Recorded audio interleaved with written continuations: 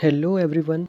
Goals forward के इस YouTube channel पर एक बार फिर से आपका स्वागत है। तो आज का एक नया टॉपिक हम लोग लेके आए हैं। उस टॉपिक का नाम है कि भारत में अभी तक जितनी भी क्रांतियाँ हुई हैं, इन क्रांतियों के जनक कौन हैं। तो ये जो है वो पेपर के पॉइंट ऑफ व्यू से भी काफ़ी ज़्यादा इंपॉर्टेंट हो जाता है। एटलीस्ट 3 से 4 क्रांतियाँ तो ऐसी हैं, वो किसी न किसी पेपर में आती ही रहती हैं। तो उन सभी चीज़ों को आज हम इस वीडियो में कवर करने की कोशिश करेंगे। तो वीडियो के शुरू से लेकर अंत तक ज़रूर बने रहें।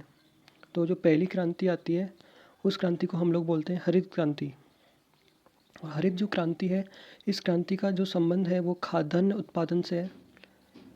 खाद्यान्न उत्पादन की हम बात करें तो सबसे पहले विश्व में ये इस क्रांति को जो लेकर आए थे, उस व्यक्ति का नाम था नॉर्मन बोरलॉग।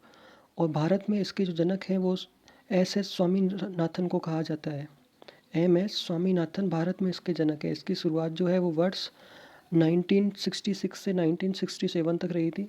ये तो हो गई हमारी पहली क्रांति। इस पहली क्रांति का नाम हो गया हमारा हरित क्रांति। हरित क्रांति किससे रिलेटेड है? तो खाद्यान्न उत्पादन से रिलेटेड है। अब हम बात करें दूसरी क्रांति, तो दूसरी क्रांति का नाम आता है दुग्ध उत्पादन, श्वेत क्रांति। तो श्वेत क्रांति का जो संबंध है वो दुग्ध उत्पादन से है। इसके जो जनक हैं वो वर्गीज कुरियन को कहा जाता है, the father of white revolutions. ये किसको कहा जाता है? तो वर्गीज कुरियन को कहा जाता है। नंबर तीसरी क्रांति की बात करें तो आता है नीली क्रांति। तो नीली क्रांति जो है वो मत्स्य उत्पादन से रिलेटेड है। मत्स्य उत्पादन की हम बात करें तो ये जो होता है वो प्रमुख रूप से मछलियों के लिए दिया जाने वाला एक ऋण के रूप में होता है। तो नीली क्रांति का संबंध इतना सा याद रखेंगे कि मत्स्य उत्पादन से है। इसके बाद में बात करें भूरी क्रांति, तो भूरी क्रांति उर्वरक उत्पादन से रिलेटेड होती है। रजत क्रांति का संबंध जो है वो अंडा उत्पादन से होता है। पीली क्रांति तिलहन के उत्पादन से रिलेटेड है। इसके बाद अगली जो क्रांति आती है वो होती है कृष्ण क्रांति। जो कृष्ण क्रांति जो होती है ना, ये बायोडीजल से रिलेटेड होती है। जितनी भी बायोडीजल से रिलेटेड है वो सभी कृष्ण क्रांति के अंतर्गत आता है। नेक्स्ट आता है लाल क्रांति। तो जो लाल क्रांति जो है वो टमाटर या फिर मांस के उत्पादन से रिलेटेड है। लाल क्रांति के बाद अगली जो है वो है गुलाबी क्रांति। तो जो गुलाबी क्रांति है वो झींगा मछली के उत्पादन से संबंधित है। बादामी क्रांति का संबंध मसाला उत्पादन से होता है। अगली क्रांति आती है सुनहरी क्रांति। तो सुनहरी क्रांति का संबंध फलों के उत्पादन से होता है। अमृत क्रांति, तो अमृत क्रांति जो होती है इसका संबंध नदी जोड़ों परियोजनाओं से होता है। इसके बाद में अगली जो क्रांति है वो धूसर या फिर स्लेटी क्रांति है। तो इसका संबंध जो है वो सीमेंट के उत्पादन से होता है। गोल क्रांति, तो गोल क्रांति जो है वो आलू के उत्पादन में बढ़ोतरी करने से संबंधित है।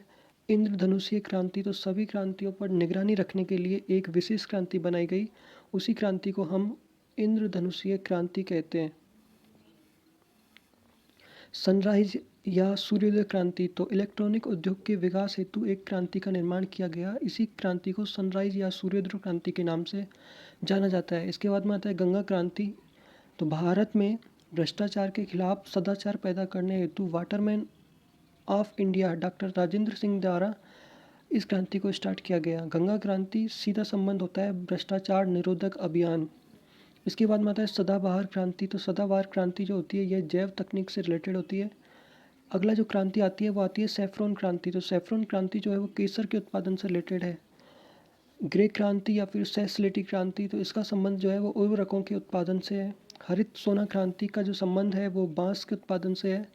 मूंग क्रांति जो है वो इसका संबंध मोटे अनाजों के उत्पादन से होता है। इसके बाद में अगली जो क्रांति आती है वो होती है परामनी क्रांति। तो परामनी क्रांति का संबंध भिंडी के उत्पादन से होता है।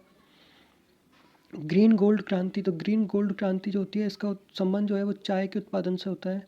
खाद्य क्रांति, तो भारत में कृषकों की 2020 तक आमदनी को दुगना करने के लिए खाद्य श्रृंखला क्रांति का निर्माण किया गया था। इसके बाद में अगला जो आता है वो आता है खाकी क्रांति। तो खाकी की जो क्रांति है, इस खाकी क्रांति का संबंध चमड़ा के उत्पादन से होता है। दोबारा से देख लेंगे कि जो खाकी क्रांति होती है, इस खाकी क्रांति का संबंध चमड़े के उत्पादन से होता है। अगली क्रांति आती है वाइट गोल्ड क्रांति। तो वाइट गोल्ड जो क्रांति होती है वो कपास के उत्पादन से होती है। यहाँ एक और प्रश्न याद रखने योग्य हो गया कि जो वाइट गोल्ड है वो कपास को ही कहा जाता है। कपास के लिए कौन सी मिट्टी ज़रूरी होती है? तो काली मिट्टी कपास के लिए ज़रूरी होती है। एनएच क्रांति, तो एनएच जो क्रांति होती है ये इसको ऐसे याद रख सकते हैं, एनएच नेशनल हाईवे। तो इसका जो संबंध है वो स्वर्णिम चतुर्भुज योजना से है। तो जितनी भी जो प्रमुख क्रांतियाँ होती हैं इन सभी के बारे में हमने आज इस वीडियो में देखा।